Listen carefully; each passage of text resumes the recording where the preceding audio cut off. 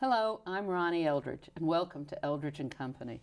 Nora Ephron has done all the glamorous things people dream of doing. She's been a newspaper reporter, a magazine editor, writer, director, and producer of big movies, author of books, and now a Broadway playwright.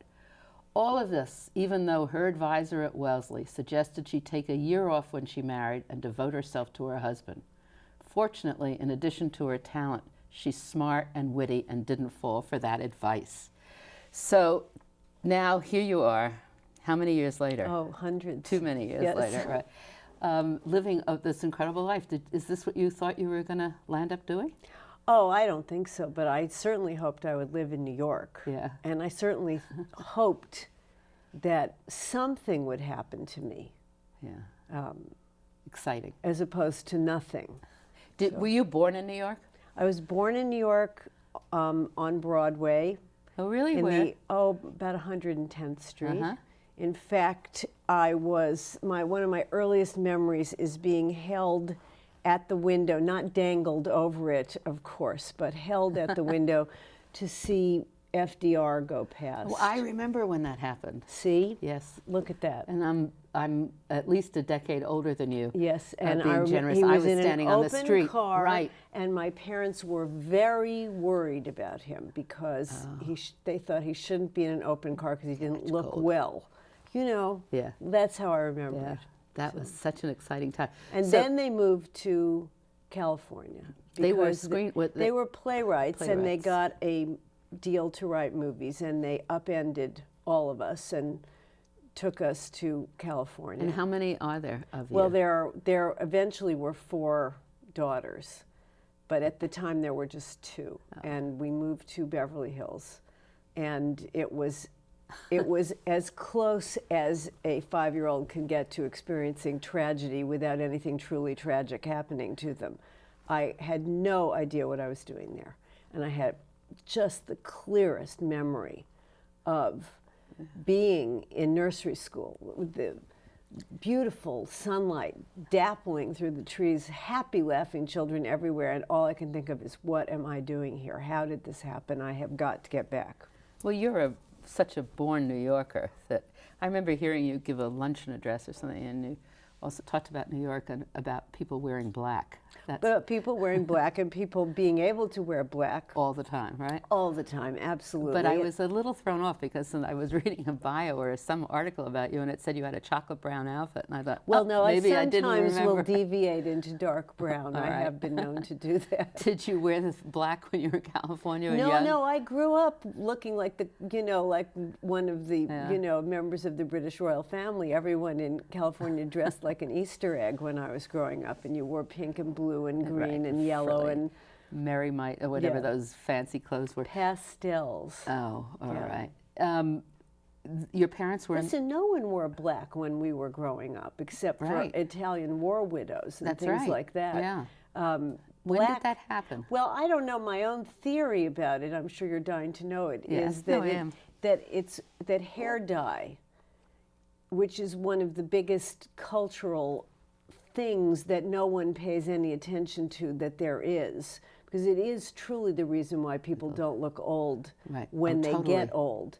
But that it used to be that if you wore black when you were older, it didn't look good because so many people had very kind of washed out skin and pale gray hair, and now we all have dark hair. We can wear black. That's interesting. Even blondes can wear black, right? But it is absolutely not true that black has always been the New York color. No, and no matter how they try, every year they still come back to black. Oh, I know. It always makes me laugh when you see that in the magazines. Color is back, and you go, no, it's not.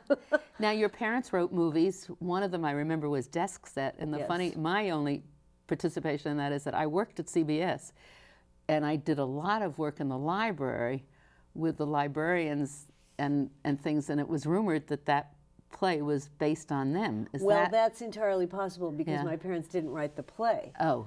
They wrote the movie based from the on play. the play. Oh. Yes. So it was all very funny, and it was interesting, and it was such a very nice time in life.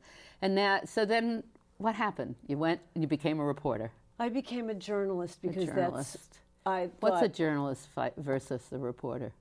Oh, well, first I became a reporter. Right. But first I became a fact checker, and before that I was a mail girl, you know. But It did those but kinds of things. but I thought it would be great to become a newspaper reporter because I thought It's so glamorous. and it was a dramatic rebellion for me. I certainly wasn't going to do what my parents did, which Right. is of course exactly what I ended up doing. But never mind. I thought I would go to New York and I would be Lois Lane or something like that. Yeah. And was that good training? Well, I think it's good training for everything. Yeah. I actually, I know it's probably every time someone comes to me who wants to write movies, I say to them, go be a journalist. And I think it probably seems very narcissistic, but I think it's the best training for writing there is because it teaches you to write very clean sentences. It teaches you to get to the point instantly or people will stop reading. And it sharpens your observation skills, Well, and doesn't it forces you to figure out what the point of things is, which is something that many writers don't understand is an obligation of writing. Right. So, Your husband started as a newspaper yes, reporter, didn't he? he was a AP reporter. Right. Yeah. And now he's also writing books and movies and Yes. things. So it's all, AP is the granddaddy of all. Yeah. So that would be the greatest exchange. You've written such great movies. I mean, starting with Silkwood. Is that the name of it, or was that what it was Yes, about, Karen Silkwood? Silkwood. I remember that whole story because I was working at Ms. Magazine in those days. And that was a fantastic story and things, and a great movie. And then you went on to what? Well, the ones that we remember, Sleepless in Seattle, You've Got Mail, I'm missing something. When in Harry between. Met Sally. When Harry Met Yeah. Sally. Those are my greatest hits. Yeah. Is it hard to be a woman in the movie business? Well, I think it's a lot easier than it was. Yeah. When I started out, there's no What question. was the first big movie was Silkwood? The first movie I wrote was Silkwood, That was the yes. first one. That was made, not the first that I wrote. I Right. had written, I had a Scripts. trunk, you know, I had Yeah. a trunk full of unproduced scripts. But that was the first one that was made. I wrote that with Alice Arlen. And that got made largely because Meryl Streep wanted to do it. And It's a whole. And because she wanted to do it, Mike Nichols then came along and wanted to do it, and it got made. But that was not the sort of thing that a lot of studios really wanted to do, was to make a movie about a woman who dies. Yeah, right. So, Is the, And then Harry Met Sally, did you just do that also? Did you write these movies and then, I don't. No, I people wrote don't When Harry really Met understand how Sally. it- Well, Rob Reiner and I got together and talked a little bit about whether we could come up with something we wanted to do together. And after batting around a few ideas over the course of a couple of meetings, Rob said one day, you know, I always thought it would be great to do a movie about a man and a woman who become friends at the end of the first major relationship of their lives, and they make a decision not to have sex because it will ruin the relationship, and then they have sex and it ruins the relationship. And I said, I can write that. So that was how it began. But it really started with an idea of Rob's, and the character of Harry is very much the way Rob was in those days. You know, a very, very, very depressed human being who was very attached to his depression and very amused by it and able to make jokes about it and with it and so forth, but was nonetheless Still depressed. deeply into doom and gloom. You just have this wonderful, witty sense and this clarity about life or people, and it always appears to the outside that life is just a wonderful trip for you. I mean, that you have. Well, actually, great I was things. reading in the New York Times last week about happy people. Did you read that? No, I don't think so. Oh, well, it was in the Science Times Yeah. last Tuesday. And it said that they had discovered that there were some people who were just happy. And it was one of those articles where, having discovered it, they then began to wonder whether it might not be a pathology, but never mind that. Right. I did look at that and think, that could be me. Yeah. That's really me. interesting. That I am a very cheerful Right. person or else a person who's just kind of stupid or something, and very seriously into denial. Very much into, I don't want to think about that. There'll be plenty of time to think about that if it happens. You're really able to do that. I do a huge amount of it. It doesn't mean it always works, but I mean Do you do that about the condition of the world today? No, I don't. Well, of course I must do it, or else I wouldn't be here smiling. I know. How right. could we all George get up Bush and do is something? president. Hello, but But since you were 5 years old and unhappy in Hollywood, obviously you've always had strong feelings and opinions about things. yes, that's true. Yeah. And that's very important, isn't it, in the kind of work you do?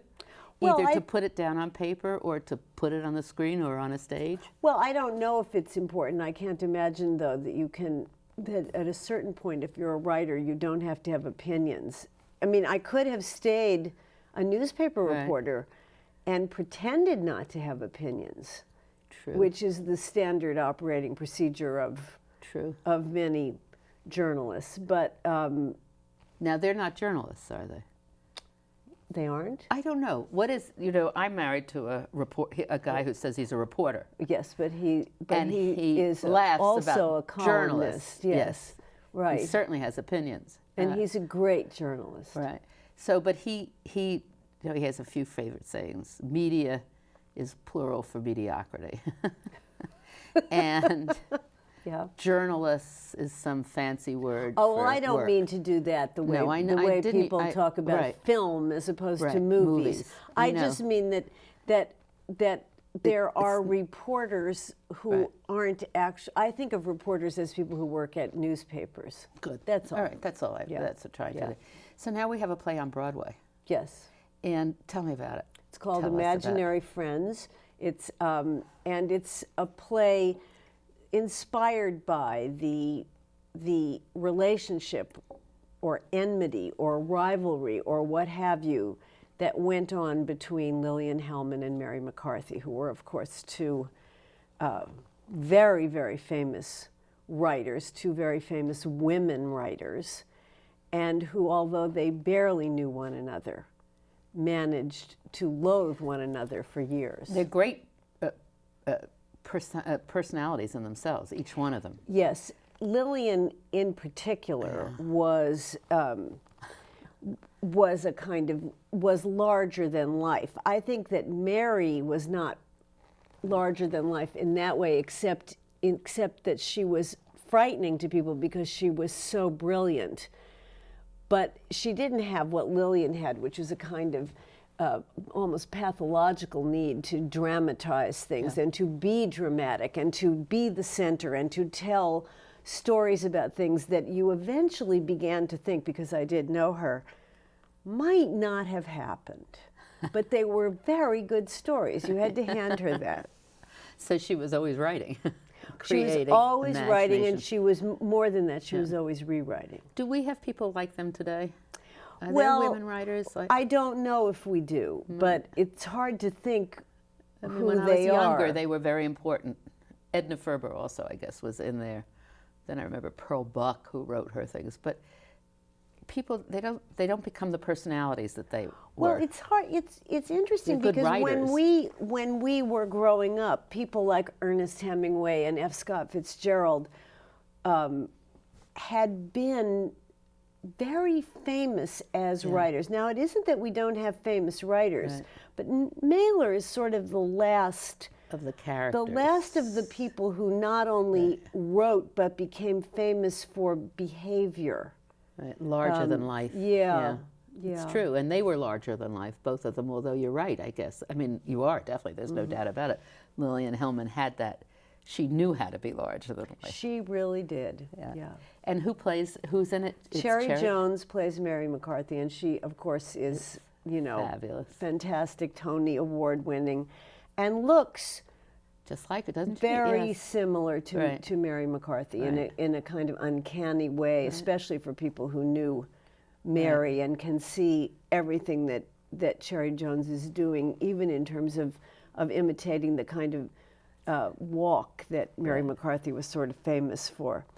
And Swoosie Kurtz plays Lillian Hellman, boy. and she is Marvelous. fantastic. And what's the difference between seeing a play be created and on the stage and a movie on film? Well, I think this was because this is a play that has some music in it. I was going to say it has music. It's a kind of a, it's not quite like whatever you might think it is. It's sort of a vaudeville, but not. It's sort of an essay, but not. And just when you least expect it, people do a tap dance. So, so I think if I had written a very straight play, I would think, oh, this is very different from a movie. It's not that different going from the page to the stage. But in this case, it really became this kind of amazing animal. So that was very interesting. And of course, the biggest shock for me writing a play is something that you know, but you don't really know it intellectually until you live through it, which is that a play is different every night. And that is amazing. The audience changes the play. If the actors are slightly different, the play changes. That was a terrible shock to the system. That's very interesting. I always thought there's more freedom on the stage. I mean, freedom. You don't have the confines that it appears to do when you make a movie. The exciting thing when you see something like this happen, is it to make? These actors play the characters from about the age of 7 or 8 until past their deaths, to where the play currently takes place, which is somewhere in who knows where. And it's very exciting for me because when you make a movie with an actor, movies are, basically the range for an actor is very small in a movie. They might play a person who occasionally gets angry, or versus a person who is happy and whatever, but they are playing themselves pretty much at the same age. So to see an actor get to use all the muscles that they have is fantastically exciting. It is. And to see an actor be able to act that much, because on film, you don't want people to do very much. The camera doesn't like a huge amount of acting or what emoting, right. Whatever. It just doesn't work on film. Film can really, the camera's close and it can take a lot of stillness and it can take a lot of, it's one of the things when you work with someone like Tom Hanks, which I have been lucky enough to, and the camera can be here on him and you think you can see what he's thinking and he doesn't do anything. It's just what he's doing with his eyes. That's a fantastic thing for an actor to be able to do, but it's also fantastic to be able to do the whole wide shape range, and everything. Yeah. So and it's also just the timing. I mean, the few movie sets I've ever been on, it's tedious. I don't mean to say that, but it's tedious if you're not working, but yes, it's not if tedious you're working. if you're working. Right. I mean, that's one of the things that people who come to visit movie sets don't quite get, is that if they were actually it's also there. Intense, isn't yes, it? Yeah, and it's hard, and it's. What was the first thing you directed in the movie? The first thing I directed was a movie called This Is My Life, which was about a single mother who becomes a stand-up comic. And was it harder than you thought it was going to be? No, but that was because I really was incredibly ignorant about what I wasn't doing. I now think, oh my God, how could you have made that movie not knowing what you... But when you see the movie, what does it look like? Oh, I it's like fine. the movie. Yeah. But still I can see in how it... you could have changed it. Sure. Yeah. I also read a speech you gave at commencement at Wellesley, and I had to really laugh because I am 10 years or so ahead of you. But when I graduated from college, the standard life was going to be you go to college, you work a couple of years, you get married, you have children. And we never thought beyond that. And when we talked about what we were going to do, I had a young man I was very involved with in my senior year of college, and he couldn't decide whether he wanted to be a lawyer or a doctor. And we would spend time at lunch, dinner, all the time trying to decide his life. what he wanted to be. I know, it always reminds me of a Christmas card that someone I know got from some academic at Harvard that said, "We are working hard on my book." That's exactly right. You know, but I mean, I think, you know, one of the things that is so fascinating to me about Lillian and Mary, to get back to my play, right, please, Imaginary Friends, which is on Broadway. At the Barrymore Theater. At the Barrymore Theater, is that they both broke out of that in a period when very few women did. And I don't think there's any question but that it's like there are two jungle animals circling the same vicinity, and you're going to, you know, the amount of competitiveness that went on between women in that period, and not to say it doesn't go on today, by the way. It's not as if we have gotten so mature that we don't the strong compete mostly with other women. But the truth is that women often do see other women as their rivals rather than seeing the whole. But you really like women, don't you? Oh yeah. I mean, and you've always been. Well, but so did they. Excuse me. Although both of them probably, given a choice of whom to talk to in a room, would not necessarily pick a woman. Did Mary McCarthy have a significant person in her life? Mary McCarthy had many.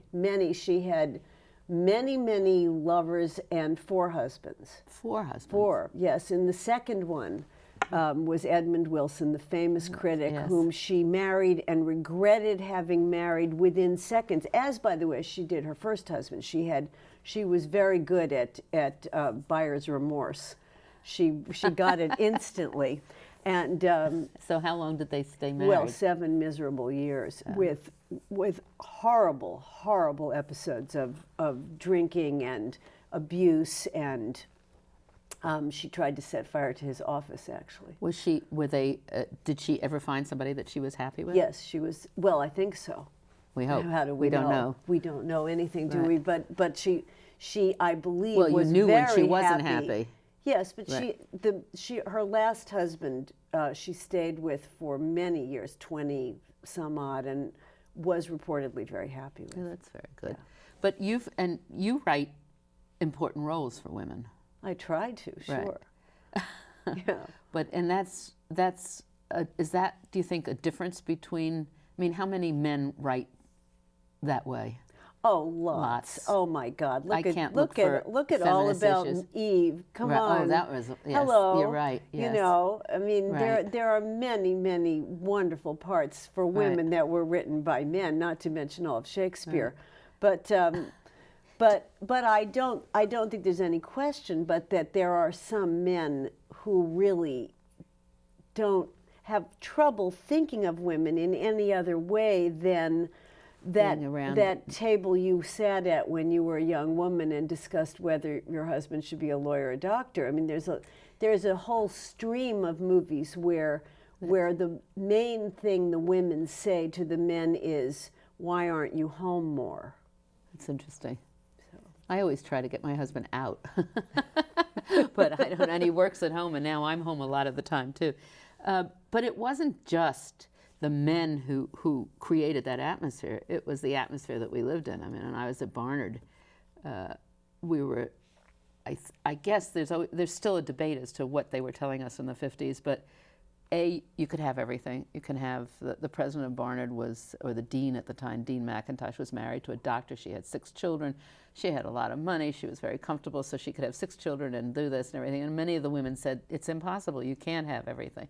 It turns out you really can have everything, because I think things get staged, and it's difficult. Yes, I think that's true. Yeah. And that I think we grow up thinking that it's all a straight line. Well, I think that's true. But don't forget when you were growing up and in the 50s, when I was growing up, it wasn't. I mean, when those guys came back from the war. Right.